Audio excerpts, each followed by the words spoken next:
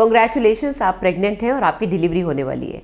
मैं कई बार आपको बता चुकी हूँ कि आपकी चेकलिस्ट क्या होनी चाहिए डिलीवरी में जाने से पहले, यानी कि डॉक्टर के पास लेबर पेन स्टार्ट होते ही जब आप जाते हो उससे पहले आपको पैकिंग बैग में क्या क्या डालना है। ये तो हो गई आपकी चेकलिस्ट। बट अगर आपको बच्चे को घर लेकर आना है तो उसके लिए भी एक चेकलिस्ट होनी चाहिए कि आपको बच्चे के लिए घर में क्या चेंजेस करने हैं, आपके घर में क्या क्या होना चाहिए, ऐसी कौन सी चीज़ें बच्चे को आते ही जरूरत पड़ेगी। तो जो स्पेशली जो पहली बार माँ बन रही है उनके लिए ये वीडियो बहुत ज़रूरी है। एंड तक जरूर सुनिएगा कि आपकी चेकलिस्ट में ये सारी चीज़ें शामिल है कि नहीं। Hi everyone, welcome to my pregnancy course. I am your gynecologist at the doorstep. Now, इस कोर्स में बेसिकली मैंने आपको क्या बताया है, मैंने first trimester, second trimester, third trimester अलग अलग कोर्सेज बनाए बिकॉज आप लोगों को दूर बैठे बैठे कई बार डॉक्टर्स से बात करने का दिल करता है, आपके पास हर क्वेश्चन का जवाब नहीं होता है।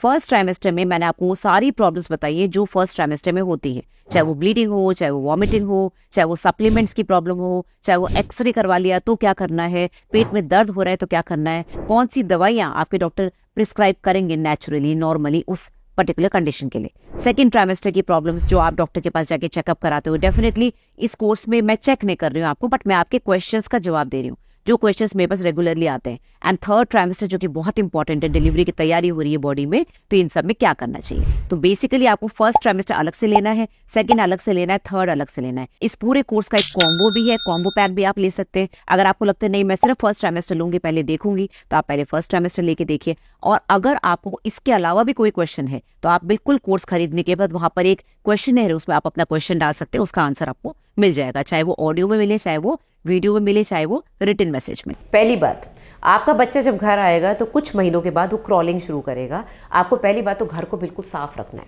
ठीक है। घर में बच्चा आएगा, हर इंसान के हाथ में सैनिटाइजर होना चाहिए। जो भी बाहर से आ रहा है, बच्चे को छू रहा है, बच्चे को किस कर रहा है, पहली बात तो किस करना मना करना है। बच्चे के इन्फेक्शन हो सकता है, दूसरों के मुंह से इन्फेक्शन जाता है बच्चों को। तो बेसिकली आपको सबको ध्यान रखना है कि जो भी बच्चे को हैंडल कर रहा है उसके हाथ साफ होने चाहिए, बच्चे को किस नहीं करना है। साथ में आपकी जो भी टॉयज़ वगैरह, जो भी आपके आर्टिफैक्ट्स आपके घर में रखे हैं, बच्चा ये सब गिराएगा, उसको चोट लगेगी, बच्चा वॉक करना शुरू होगा, बच्चा गिरेगा। ये जो आपकी टेबल के शार्प कॉर्नर्स होते हैं वो बच्चे के आंख में लग सकते हैं, बच्चे के माथे पे लग सकते हैं, तो शार्प कॉर्नर्स को राउंडेड कराना है। कोई भी आर्टिफैक्ट्स ऐसे ना हो कि गिर के टूट जाएँ। फर्नीचर हल्का ना हो कि बच्चा चले और बच्चे के साथ साथ वो फर्नीचर भी हिलना शुरू हो जाए। तो हैवी फर्नीचर हो, बिल्कुल एकदम साफ और बैक्टीरिया प्रूफ आपको घर करना है जिससे साफ सुथरा रहे। बहुत ज़्यादा फर्नीचर ना हो तो हैवी फर्नीचर हो जो कि हिले ना, शार्प एंड्स ना हो, कोई भी ऐसे लूज टॉयज वगैरह ना हो जो बच्चे को लग जाए, बच्चा मुंह में डाल ले, सफोकेट हो जाए। और जो भी बच्चे को हैंडल कर रहा है उसके हाथ वाथ सब साफ होने चाहिए। सेकेंडली, बच्चे की 3 बेसिक रिक्वायरमेंट्स होती हैं। एक तो दूध यानी कि फीडिंग, एक होता है उसका नींद यानी कि स्लीपिंग पैटर्न, और तीसरा होता है उसके डायपर चेंजेस, क्योंकि वो बार बार शूशू पॉटी करेगा। तो आपको इन तीनों चीज़ों के लिए बहुत एजुकेशन जरूरी है। आप डिलीवरी से पहले प्लान कर लें कि आपको बच्चे को अपना दूध पिलाना है या फिर कंबाइंड ऊपर का दूध और अपना दूध दोनों पिलाना है या फिर सिर्फ टॉप फीड पे रखना है। पहली बात तो ये पता नहीं डिलीवरी के बाद आपको लैक्टेशन कैसा होगा, बच्चे का वेट क्या होगा। कई बार माओं को दूध कम बनता है आजकल, स्पेशली जो ज़्यादा एज की माएँ होती हैं, जैसे 35 के बाद आपने डिलीवरी कराई तो आपको कई बार हार्मोनल चेंजेस की वजह से दूध प्रॉपर नहीं आ पाता, या फिर आपकी लाइफ में स्ट्रेस इतना है, आप वर्किंग मदर हैं, आप बच्चे को इतना ध्यान नहीं दे पा रही हैं, आपकी बॉन्डिंग नहीं बन पा रही बच्चे के साथ, तो हार्मोनल चेंजेस की वजह से दूध में इतना मतलब दूध का फ्लो इतना अच्छा नहीं आता, तो बच्चे का पेट नहीं भरता। एक तो ये कारण है। कई बार बच्चा बहुत हेल्दी पैदा होता है, 3.5 किलो से ऊपर का बच्चा इंडिया में अगर पैदा होता है तो उसको हम बिग बेबी बोलते हैं, ठीक है। तो 3.5, 4, 4.5 किलो के बच्चे को माँ का दूध सफिशिएंट नहीं होता। तो ऐसे केसेस में बच्चों के डॉक्टर से बात करके रखें पहले से कि अगर मुझे ज़रूरत पड़ी, क्योंकि मैं वर्किंग हूँ या फिर मैं इतनी देर नहीं बैठ सकती, मेरे को बैक एक होता है, ये सारी चीज़ें आपको ध्यान में रखनी है। इसके लिए बहुत पहले एक वीडियो आया था कि फीडिंग करते समय आपको बैक एक क्यों होता है, बार बार बच्चा क्यों सो जाता है पीते पीते, माँ की बॉडी से चिपक के बच्चा गर्मी की वजह से सो जाता है। तो आप पूरे दिन बैठ के फीड करेंगी तो आपको बैक एक होगा, आपके निपल्स, आपके ब्रेस्ट पे क्रैक्स आ सकते हैं और इन्फेक्शन हो सकता है। इन सब चीज़ों से बचने के लिए क्या करना चाहिए, वो वीडियो आ चुका है, जाके देखिएगा। तो आपको फीडिंग पैटर्न अपना पहले से प्लान करना है कि मैं ऐसे करूँगी। बेस्ट रहता है कि आप ऑल्टरनेट करें, यानी कि आपने ब्रेस्ट फीड करा, फिर एक बार बॉटल फीड कर दिया, फिर ब्रेस्ट फीड करा, एक बार बॉटल फीड कर दिया। ऐसा पैटर्न आपको खुद को प्लान करना है। फीडिंग की किताबें आती हैं, देखिए क्या प्रॉपर टेक्निक्स होती हैं, जिससे ऐसा ना हो कि आपकी आज डिलीवरी हुई 15-20 दिन बाद आप ब्रेस्ट के अंदर पस भर के ले आए, जो कि बड़ा कॉमनली मैंने देखा है। जो पहली बार माएँ बनती हैं, बच्चे की फॉल्टी टेक्निक की वजह से, खुद की फॉल्टी टेक्निक की वजह से ब्रेस्ट के अंदर इन्फेक्शन चला जाता है, पूरी ब्रेस्ट में पस भर जाता है और पूरे पे चीरा लगाना पड़ता है। तो वो ब्रेस्ट इस बच्चे के काम ही नहीं आती, वहाँ से दूध आता ही नहीं है। राइट। तो इन सब चीज़ों से बचने के लिए आपको अपने आप को एजुकेट करना है। फिर आते हैं डायपर्स। डायपर्स अगर आप यूज़ कर रहे हैं या फिर आप अभी भी वो पुराने तरीके के कपड़े लंगोट की तरह यूज़ कर रहे हैं, आपको बच्चे की क्लीनलीनेस का ध्यान रखना है।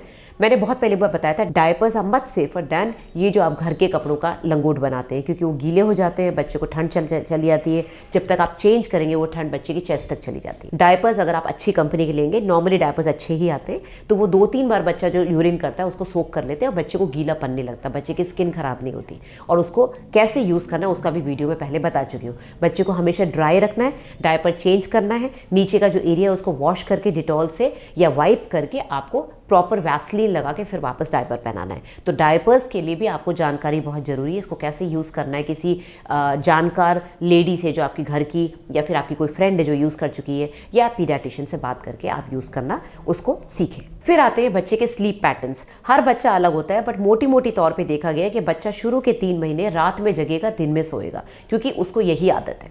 जब वो पेट में होता है तो आपने देखा होगा रात में जब आप सोते हैं तो बहुत किक करता है, क्योंकि पूरे दिन का आपका खाया पिया प्लस रात में आपकी बॉन्डिंग अपने बच्चे के साथ बनती है। आप लेट के बच्चे के मूवमेंट्स को फील करते हो, पेट पे हाथ रखते हो, सोते हो, उस समय बच्चे को माँ का अटेंशन मिलता है। तो वही चीज़ बच्चा बाहर आके 3 महीने तक करेगा, दिन भर सोएगा और रात में जगाएगा आपको। तो आपको क्या करना है, उसके स्लीपिंग पैटर्न के साथ अपने पैटर्न को मैच करना है। दिन में कोशिश करें ज़्यादा लोग आपसे मिलने ना आए, जब बच्चा सो रहा है आप सो जाएं। बच्चे को हर 2-3 घंटे से फीड कराना होता है, बच्चा भूखा हो जाता है, पॉटी करेगा, बच्चा यूरिन करेगा, आपको उसको क्लीन भी करना होता है। सारे काम आपको खुद को करने, राइट। आपके साथ भले आपकी मम्मी है, आपकी दाई माँ है, लेकिन फिर भी काम तो आपको करनी है। बच्चा रोएगा तो आप ही चुप करा पाओगे। तो इसके साथ फ्रस्ट्रेशन बढ़ता है, आपका स्लीप डिस्टर्ब होता है, आप परेशान हो जाते हैं। बहुत सी मायों का वेट लॉस हो जाता है, इतनी पतली हो जाती है, परेशान हो जाती है कि मेरे से बच्चा संभाल ही नहीं रहा। तो आपको इन सब चीज़ों के लिए अपने आप को प्रिपेयर करना है कि ये तो होगा, सबके साथ होता है। बच्चा जब सोए आप सो, बच्चा आपकी बॉडी का ही पार्ट है, आपके बॉडी से निकला है, और सारे बच्चे ऐसे होते हैं। तो उसको ट्रेन करना आपके हाथ में। कितनी माएँ बच्चे को 3-3, 4-4 साल तक अपना ही दूध पिला रही होती है, क्योंकि बच्चा रोता है तो हमसे देखा नहीं जाता। तो ये आपकी गलती है, बच्चे में दिमाग नहीं है। आपको बच्चे को ट्रेनिंग देनी है, कैसे वो इंसान बने, कैसे वो बड़ा होके एक जल्दी से ट्रेन हो जाए और अच्छी ट्रेनिंग के साथ साथ वो ग्रो करे। ठीक है। तो इन सब चीज़ों के लिए आपको बुक्स पढ़ना और नॉलेज लेना बहुत ज़रूरी है। आपकी चेकलिस्ट में एक और बहुत ज़रूरी चीज़ है कि बच्चे के लिए क्या खरीद के रखना है। आपने डायपर्स खरीद लिया, आपने सॉफ्ट कपड़े ले लिए, आपने बॉटल्स ले ली, सैनिटाइज़र खरीद लिया, आपको सब पता है आपको कैसे करना है, क्या बच्चे को पिलाना है, कब पिलाना है, कैसे सुलाना है। लेकिन क्या आपने बच्चे के लिए एक पालना खरीदा? हमारी इंडिया में बड़ा कॉमन है कि बच्चे को हम अपने साथ सुलाते हैं। बच्चे को अपने साथ सुलाने में रिस्क ये होता है कि माँ बाप कई बार बच्चा इतना डेलिकेट होता है, माँ बाप का हाथ चला जाए या कभी हम करवट लेके बच्चे के ऊपर लेट गए, बच्चा सफोकेट हो सकता है। इसीलिए बाहर की कंट्रीज में बच्चे को अपने साथ नहीं सुलाते, बच्चे को बगल में या तो पालने में या फिर उनकी जो बने बनाए जो बास्केट्स आते हैं उस पर सुलाते हैं, जिससे कि बच्चा सेफ रहे। तो आपको ये सारी चीज़ों का ध्यान रखना है। बच्चे के लिए एक प्रैम, बच्चे के लिए एक बास्केट, बच्चे के लिए एक, अगर आप कार में उसको बिठाना चाहते हो तो कार चेयर्स, जो कि बाहर कंट्रीज़ में बहुत कॉमन है और स्ट्रिक्टली रूल्स हैं उनके। किसी भी बच्चे को आपको ऐसे ही सीट पे नहीं बिठाना, सीट बेल्ट लगा के। उनकी कार सीट अलग होती है, सीट के ऊपर फिट हो जाती है, उस बच्चे की शेप की, उस साइज़ की होती है। 3 साल तक के बच्चे की अलग होती है, 6 साल तक के बच्चे की अलग होती है। तो उसमें आपको ये सब चीज़ें खरीदनी, अगर आप इंडिया में नहीं, इंडिया के बाहर रहते हैं। ये सब चीज़ें तो आपने कर ली, लेकिन क्या आपने ध्यान रखा कि आपको डिलीवरी के बाद क्या क्या प्रॉब्लम्स होंगी और उन प्रॉब्लम से आप कैसे जूझोगे? बेसिकली आपके अंदर हार्मोनल चेंजेस होंगे, आपको डिप्रेशन होगा, आप बहुत लो फील करोगे, आपको तरह तरह के पेन होंगे, आपकी ब्रेस्ट पेन करेगी, आपको बैक एक होगा, आपका पेट दर्द करेगा, आपको ब्लीडिंग होगी। जब जब आप फीड करेंगे आपको बहुत ज़्यादा ब्लीडिंग होगी। आपकी बॉडी में इतने चेंजेस आएंगे कि आप सडनली एकदम आपको फील होगा कि मैं एकदम ड्रेन आउट हो गई हूँ। आप ओल्ड फील करोगे, जो आप में एनर्जी पहले थी वो नहीं रहेगी, बच्चा सोने नहीं देगा। इन सब के लिए आपको एक बहुत अच्छा फैमिली सपोर्ट सिस्टम चाहिए। आपके हस्बैंड मेनली बहुत ज़रूरी है आपके सपोर्ट के लिए, क्योंकि आप दोनों साथ में एक ही बेडरूम में रहोगे। तो आपके बारी बारी होनी चाहिए, कब कौन उठेगा। फीड करना है तो आपको उठना ही पड़ेगा। बच्चे की नैपी चेंज के लिए आपको पार्टनर को ट्रेन करना पड़ेगा। ये नहीं कि पूरा का पूरा भार आपके ऊपर आ गया और आप परेशान होकर खुद भी रो रहे हैं, बच्चा भी रो रहा है, ना आपके अच्छे हार्मोन्स निकल रहे हैं, ना बच्चे को प्रॉपर दूध मिल रहा है। तो आपको अपने आप को प्रिपेयर करना है, अपने पार्टनर को प्रिपेयर करना है। आपकी फैमिली की बॉन्डिंग बहुत ज़रूरी है कि वो आपको ब्लेम ना करे। बच्चा रो रहा है, तुमने दूध क्यों नहीं पिलाया। ये इंडिया में बहुत कॉमन है कि माओं को सारा ब्लेम करा जाता है कि बच्चा रो रहा है, तुमने ध्यान नहीं दिया, बच्चे को दस्त लग गई, तुमने ध्यान नहीं दिया। उस उस लेडी का भी तो ध्यान रखो बेचारी जिसकी डिलीवरी हुई है। तो ये बहुत ज़रूरी है, एक फैमिली सपोर्ट सिस्टम और खुद का ध्यान रखना कि आपके में जो चेंजेस आ रहे हैं उसके लिए आप पहले से प्रिपेयर्ड रहें, पहले से किताबें पढ़ के, पहले से वीडियोस देख के अपने आप को रेडी रखें। मैंने एक वीडियो बनाया था कि बच्चे को कौन कौन से इम्यूनाइजेशंस यानी कि कौन कौन से वैक्सीन्स लगने चाहिए, इसका भी एजुकेशन आपके लिए बहुत ज़रूरी है। ज़्यादातर जो बच्चों की बॉन्डिंग है माँ से होती है, फादर से बहुत लेट आती है बॉन्डिंग। फादर अगर जागरूक हैं तो बहुत अच्छी बात है, बट जनरली मैंने इंडिया में देखा है माएँ बच्चों के लिए जितनी जागरूक होती है उतना कोई नहीं होता है। तो आपको वैक्सीनेशन कार्ड का बहुत ध्यान रखना है, उसको आप प्रॉपर लैमिनेट करके रख ले। ध्यान रखें बच्चे को कब 2 महीने पे, 3 महीने पे, 6 हफ्ते, 14 हफ्ते, 10 हफ्ते, 12 हफ्ते, सारा शेड्यूल आपको पीडियाट्रिशियन ने लिख के दिया, उसका ध्यान रखें। अपनी हेल्थ के साथ साथ बच्चे की हेल्थ का भी ध्यान रखें। बच्चे के बारे में जरा सा भी इग्नोरेंस ना करें कि उसको बुखार आ रहा है, उल्टी हो रही है, दस्ते हो रही है तो हम देसी इलाज कर रहे हैं। डॉक्टर से बात कर ले, बच्चा बहुत नाजुक होता है, जरा सी भी लापरवाही बच्चे की जान का खतरा बन सकती है। Last but not the least, बच्चा घर में आया है, आपने अपनी फाइनेंशियल जो कंडीशन है उसको कुछ पहले से प्लानिंग करी। आजकल सब लोग प्लान करके बच्चा करते हैं, अनप्लान प्रेगनेंसीज बहुत कम हो गई हैं, बट फिर भी अगर आपकी प्लानिंग में ये चूक हो गई या आप भूल गए तो प्लीज़ दैट रखें। बच्चे की फ्यूचर के लिए आप अभी से कोई भी उसके लिए अकाउंट खोल सकते हैं। तरह तरह की सेविंग अकाउंट्स आ गए हैं, तरह तरह की पॉलिसीज़ आ गई हैं, उसका ध्यान रखें so that you can prepare for the future. जैसे जैसे बच्चा बड़ा होगा उसके खर्चे बढ़ेंगे एजुकेशन के लिए, तो आपको पूरी प्लानिंग के साथ बच्चा प्लान करना है। तो बच्चे का आना एक खुशी का संकेत होता है, घर में बच्चा आता है, बट उसके लिए आपको इतनी सब ध्यान रखना है, अपने आप को तैयार करना है, अपनी बॉडी को प्रिपेयर करना है, पार्टनर को, पूरी फैमिली को, एक बच्चे को वेलकम करना है, जिससे बच्चा खुशी खुशी हैप्पी हार्मोन्स के साथ बड़ा हो और आपको भी कोई दिक्कत ना हो। तो वीडियो पसंद आए तो लाइक एंड शेयर जरूर करिएगा। मेरे चैनल को सब्सक्राइब नहीं करा है तो अभी कर लीजिए।